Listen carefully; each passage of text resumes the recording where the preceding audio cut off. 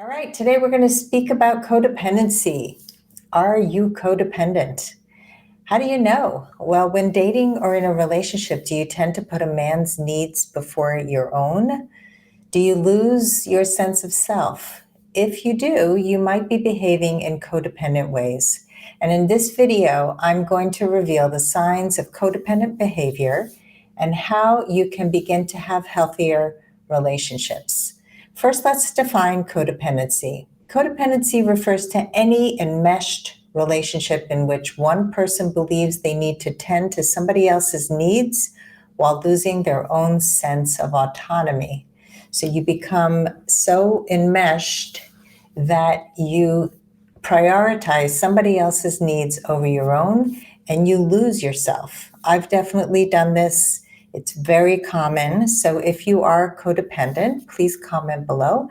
If you have ever done this, where you've lost yourself in a relationship, please comment. Codependent behavior generally involves a few key things: self-sacrifice, focusing on other people first, a need for control, and difficulty expressing emotions and setting boundaries. So when we give up ourselves, when we're people-pleasing, when we're putting everybody else first, we're actually trying to control the situation. We don't want conflict, and so we have difficulty expressing ourselves and setting clear boundaries because we're afraid to really take a stand for what's important to us. Here are some signs of codependency. Number one, difficulty trusting yourself or others. Number two, the desire to fix or save people so that you feel needed. Number three, putting other people's needs before your own. Number four, discomfort with conflict and making big decisions. And number five, a fear of losing a partner and other relationships. So it doesn't only have to do with romantic partnerships, it could do with friendships, it could do with work relationships. If you are codependent, it can be hard to express your feelings, like I said, because you're so used to making other people's needs more important. So it can be really scary to express what you need. Maybe you feel your needs are not worthy. I've had many clients who have felt that way. You feel valued when others need you or can't live without you. Let me know if that sounds familiar. And that's one of the reasons why we end up choosing partners who are needy, who are unhealthy, inconsiderate, or have addiction or mental health issues. So there's a direct correlation between being codependent and choosing partners who are also codependent. They are inconsiderate. They need you in order to define themselves. They might have addiction. They might have mental health issues. What can you do to heal this codependent behavior? The first thing is, before doing for other people, I want you to pause and ask yourself, what's important to me? What am I giving up to support them?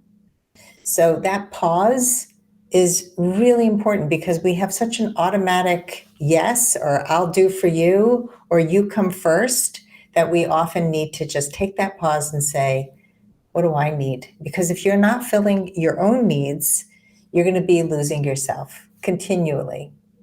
Number two, define your core values. And to do that, you go on the web. There are lots of core value lists, and choose your top 10. The core values are the values that you want to protect, and we'll talk about the protection in a minute. You're going to take those top 10, and they could be a value around family, a value around integrity, a value around honesty, a value around creativity. We all have values that really define us. Then I want you to narrow that down to maybe 5. Those are the values that you have to honor from now on, no matter what. So you never give those up. If you have a need for creativity and you're with a partner who is stifling your creativity, you're going to lose yourself. So make sure that you value the things that you value. And the way to do that is by creating healthy boundaries. Those boundaries protect the values that you have, and you don't lose yourself in support of other people. The next thing that you can do to heal is to stop the auto yes. When somebody asks you for a favor and you're used to saying, sure, I'll do it. And then you go home and you go, why did I say yes? That didn't really feel good because I don't really want to do it. Here's another case where you're not aligning with your values. So I want you to practice the 24-hour rule. Wait a day before answering, and that will provide you with time to process what you really want to do rather than what somebody else wants you to do. And just tell people, I have a 24-hour rule. I need to sleep on it, however you want to say it, but be prepared with your 24-hour, I need to sleep on it. And then when making decisions throughout the day, ask yourself, does this feed me or drain me? Just pausing to ask yourself, is this feeding me or draining me, is a huge game changer.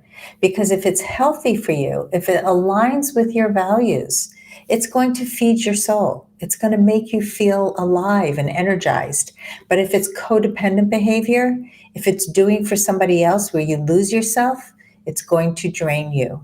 So asking yourself, does this feed me or drain me throughout the day, whenever you're saying yes to somebody, whenever you're making choices, even if you're just choosing to spend time with somebody, is this going to feed me or drain me? I mean, I do that when I go and say yes to going to a wedding or going to an event. I really picture myself there and I say, is this going to feed me or drain me?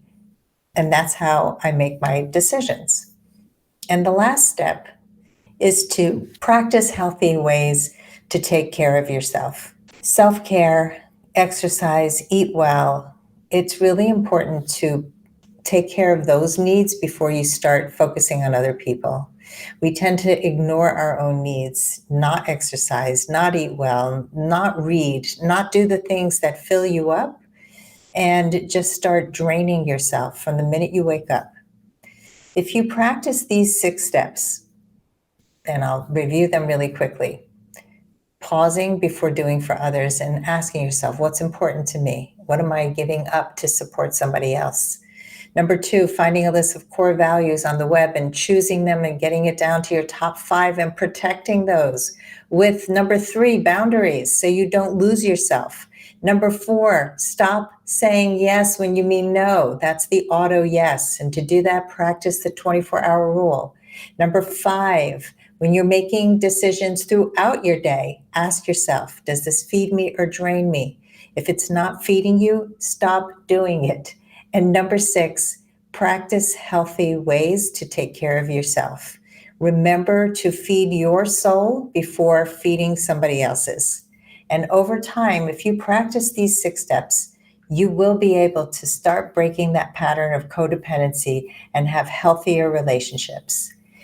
If you need more support, I want to invite you to join the Woman of Value Club today. We are featuring a special guest, Jessica Baum. She wrote a book about anxious attachment, and she's a specialist, a therapist who specializes in codependency and anxious attachment.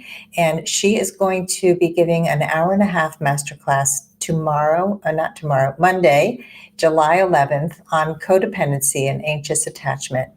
So you can join now for only $7 for the first month if you've never been a member. The Women of Value Club is a low-cost way to stay connected in a small group coaching environment for very little money, but high value. So join me today. You don't have to have these unhealthy patterns in relationships. I used to be this way. I have recovered, and I know that you can too.